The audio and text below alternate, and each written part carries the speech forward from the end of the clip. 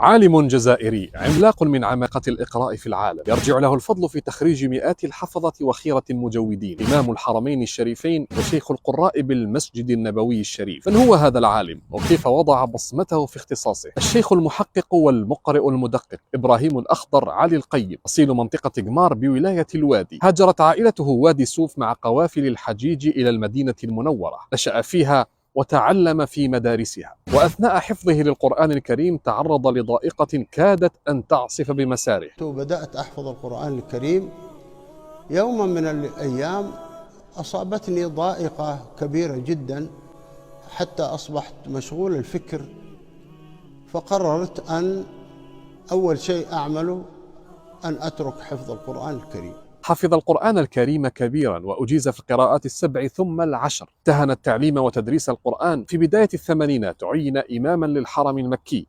ألم تر أنا أرسلنا الشياطين على الكافرين تؤزهم أزا فلا تعجل عليهم إنما نعد لهم عدا يوم نحشر المتقين إلى الرحمن وفدا. ثم أصبح مشاركا بالإمامة في المسجد النبوي الشريف العام 1985. وهي تجري بهم في موج كالجبال ونادى نوح ابنه وكان في معزل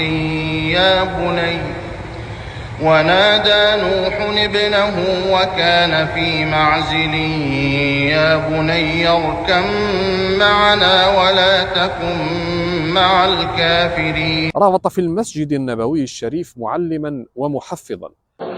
الحمد لله رب العالمين. حتى نال لقب شيخ القراء بالمسجد النبوي. شارك في تأسيس وتحكيم مسابقات دولية للقرآن الكريم، ونال لقب شخصية العام الإسلامية سنة 2022. ينزل الأمراء له تقديرا لعلمه. كتاب الله عز وجل.